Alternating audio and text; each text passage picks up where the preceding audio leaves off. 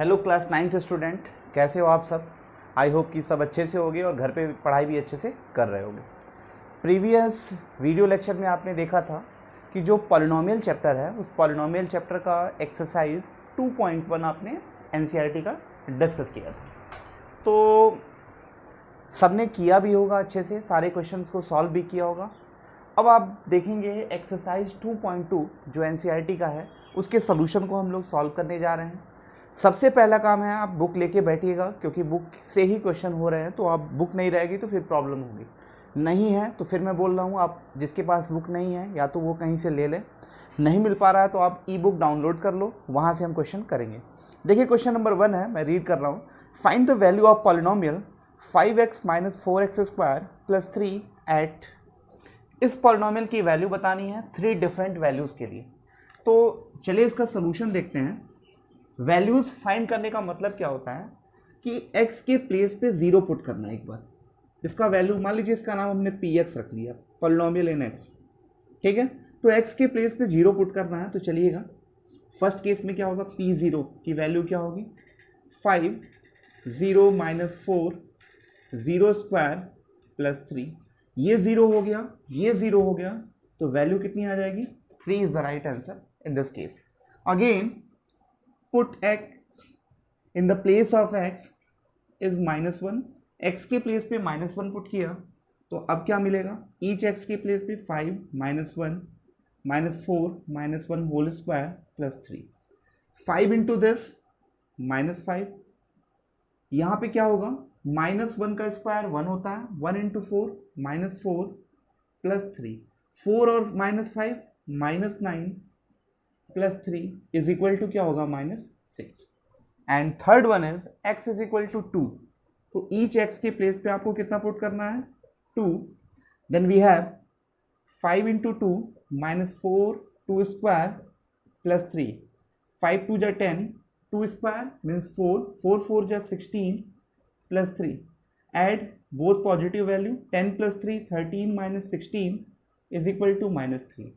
तो ये आपके सॉल्यूशंस हो गए। फर्स्ट के जो 3 डिफरेंट पार्ट्स थे आप वैल्यू निकाल दिया, x इज इक्वल टू 0 -1 और 2 पे आपने वैल्यू निकाल लिया।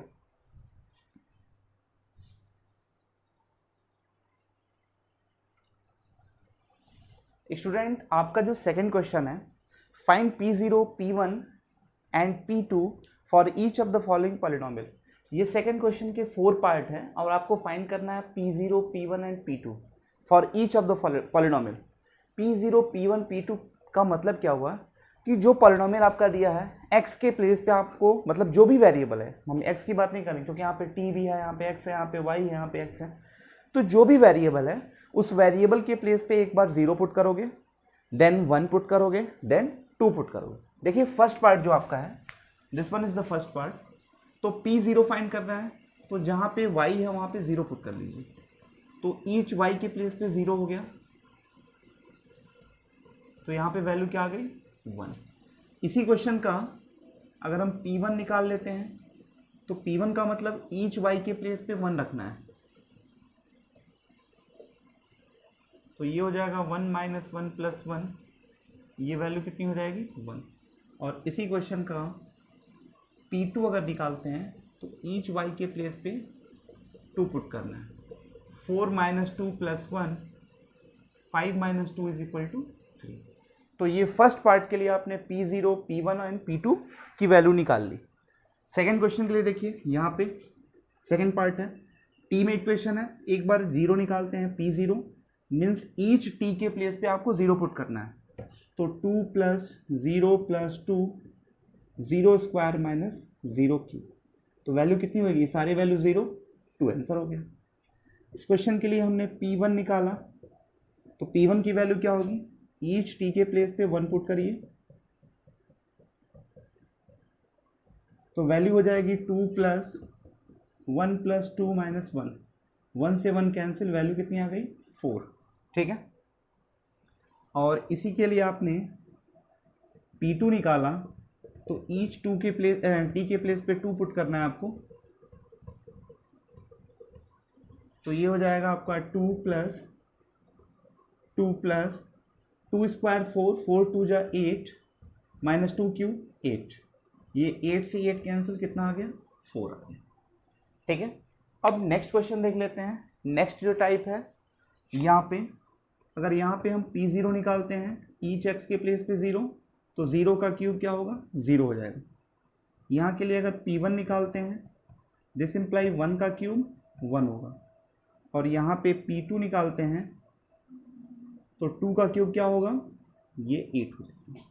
फिर आपका जो लास्ट पार्ट है यहाँ पे P0 निकालते हैं तो ईच एक्स के प्लेस पे आपको क्या रखना है 0 रखना है, तो ये हो जाएगा आपका वैल्यू -1 इंटू 1, दिस इम्प्लाई -1। यहाँ से अगर P1 निकालते हैं आप, यहाँ नहीं निकालते हैं, इसके बाद जो है इसके बाद हम मिटा के ऊपर ही निकाल लेते हैं।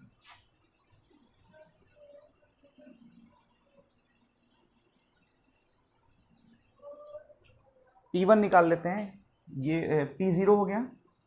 अब इसके ऊपर यहाँ लिख देते हैं P1 निकाल लेते हैं इसके लिए, तो 1 - 0 1 + 1, ये x + 1 था, तो यहाँ क्या होगा 0 × 2 मीन्स 0, और इसी के लिए P2 अगर निकालते हैं आप तो 2 - 1 2 + 1 क्या होगा 1 × 3 मीन्स 3। तो आपने P0, P1 एंड P2 की value each of the part के लिए निकाल ली।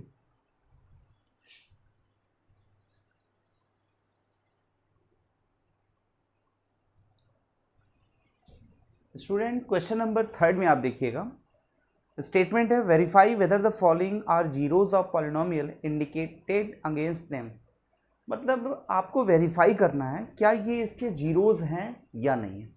तो जीरोज का कॉन्सेप्ट आपको पता है कि वैल्यू होती है, जीरोज का मतलब होता है value.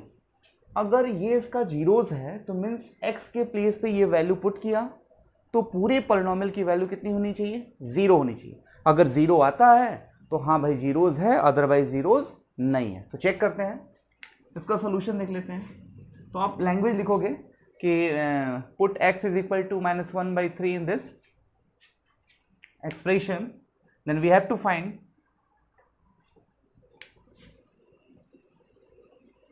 p -1/3 means in the place of x we have to put x is equal to -1/3। तो चलिए 3 देख के चेक करते हैं। यहाँ पे क्या मिलेगा 3, x के प्लेस पे -1/3 + 1, ये कैंसिल, -1 + 1 क्या हो गया 0 हो गया। भाई हाँ ये तो 0 आ गया, तो आप लिखोगे कि ये clearly x is equal to -1/3 is a zeros of the given polynomial. ये पॉलिनोमियल का जीरोज होगा, अदरवाइज नहीं। अगर 0 नहीं आता तो नहीं होता। यहाँ पे चेक करते हैं p, हम थोड़ा डायरेक्टली लिख रहे हैं, आप इसको स्टेप वाइज लिखिएगा, सोल्यूशन दे रहा हूँ मैं केवल। x के प्लेस पे आपको 4/5 पुट करना है। वी हैव 5 × 4/5 -1 है यहाँ पे, सॉरी ये पाई है, ये क्वेश्चन में गलत लिख दिया था, पाई है, 5x - पाई है। ठीक है, तो चलिए 5 से 5 कैंसिल, तो मिला क्या 4 - pi is not equal to 0। ये 0 के इक्वल नहीं है, इसका मतलब क्या हुआ ये इसका जीरोस नहीं होगा। नेक्स्ट वन, इसमें देखा जाए x के प्लेस पे आपने 1 पुट किया, then we have x² means 1² - 1 0 हो गया। और एक बार दूसरी बार चेक करिए -1 पुट करके, -1² - 1 दिस इम्प्लाई -1 का स्क्वायर 1 - 1, ये भी 0 हो गया। इसका मतलब ये आपका जीरोज होगा, ये भी जीरोज होगा, बट ये जीरोज नहीं होगा क्योंकि इसको सिंप्लीफाई करने के बाद वैल्यू आपकी 0 नहीं आई।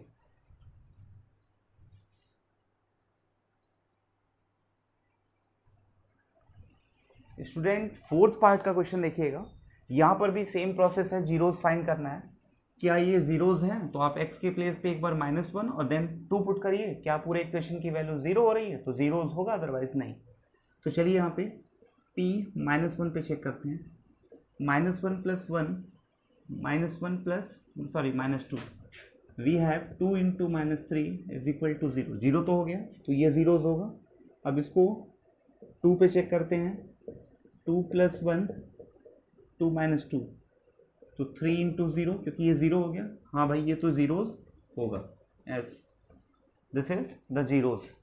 यहाँ पे चेक करते हैं, x के प्लेस पे 0 पुट करना है, तो 0 का स्क्वायर, ये तो 0 होगा, ये भी होगा भाई।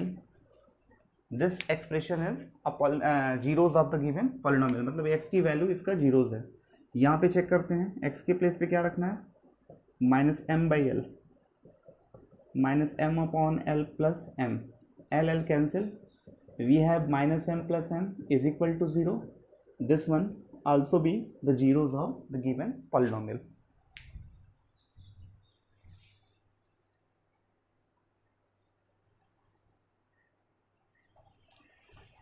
यहाँ पे 7th पार्ट देख लीजिएगा। 7th पार्ट जो क्वेश्चन है इसको दिखाना है, तो चलिए x के प्लेस पे एक बार क्या पुट करना है, -1/√3, then we have -1/√3 whole square -1, यहाँ पे क्या मिलेगा 3, -1 का स्क्वायर प्लस 1, √3 का स्क्वायर 3, यहाँ पे तो 1 - 1 कितना हो गया, 0 हो गया।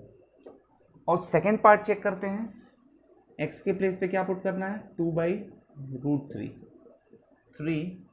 2/√3 होल स्क्वायर -1 क्या मिलेगा, 3, 2 का स्क्वायर 4, √3 का स्क्वायर 3, -1, तो 4 - 3 क्या होगा, इज नॉट इक्वल टू 0। तो यहाँ पे देखना आप, वन वैल्यू के लिए 0 सेटिस्फाइड है बट अनदर वैल्यू के लिए 0 सेटिस्फाइड नहीं है, तो ओवरऑल क्या होगा, ये 0 सेटिस्फाइड नहीं होगा, क्योंकि दोनों वैल्यू के लिए सेटिस्फाई होना चाहिए। तो ये केस आपका हो जाएगा no, this is not a solution या not a zeros of this polynomial. अगली बार चेक करते हैं, तो 1/2 पुट किया, 2 यहाँ पे 1/2 के लिए पुट किया, तो 2 × 1/2 प्लस 1, 2 से 2 कैंसिल, 1 + 1 क्या हो गया 2, 2 इज नॉट इक्वल टू 0, तो ये भी केस आपका क्या होगा, नो का केस होगा, क्योंकि ये भी आपका जीरोस नहीं होगा।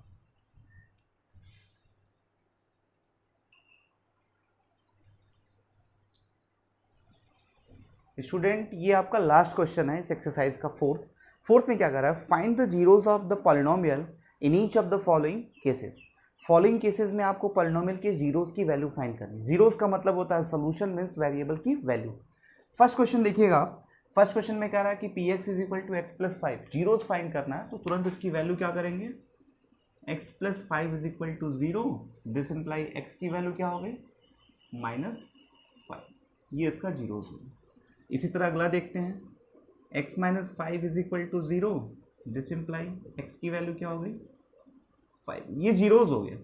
यहाँ पे चेक करते हैं, तुरंत 2x + 5 की वैल्यू = 0 इवेल्युएट करेंगे और सिंप्लीफाई करेंगे, तो x की वैल्यू क्या होगी, पहले 2x की वैल्यू 5 इधर गया तो -5 और 2 से डिवाइड कर देंगे, तो ये वैल्यू आपकी हो गई -5/2।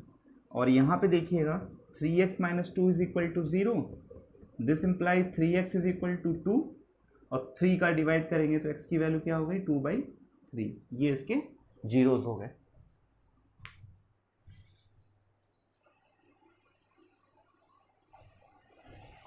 स्टूडेंट इसका फिफ्थ पार्ट जो है वो क्या कहता है कि px = 3x, तो यहाँ पे क्या करेंगे 3x = 0, दिस इंप्लाई x = ये 0 में जाएगा, 0 से डिवाइड होगा तो 0 हो जाएगा।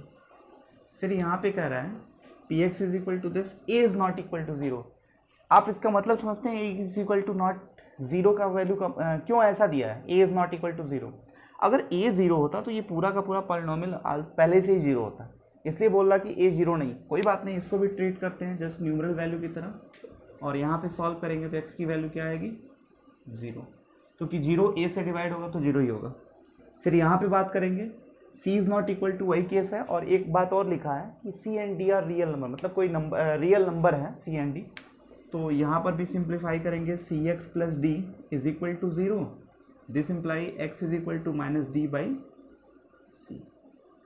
अगर यहाँ पे c 0 होता तो ये तो आपका p/q फॉर्म होता ही नहीं, तो इससे बचने के लिए भी। इसी के साथ आपकी एक्सरसाइज 2.2 कंप्लीट हो गई। अब अच्छे से आप नोट्स बनाइएगा, इसको अलग कॉपी में लिखिएगा। 2.1 आपने कंप्लीट कर लिया, 2.2 देख के इसको भी कंप्लीट कर लीजिएगा। नेक्स्ट वीडियो में हम 2.3 जो होगा रिमाइंडर थ्योरम से रिलेटेड क्वेश्चंस को लेके आएंगे, और आप अच्छे से पढ़िए इसको, क्वेश्चंस करिए, क्वेश्चंस करेंगे तो उसका बेनिफिट मिलेगा एग्जाम में। Okay, thank you.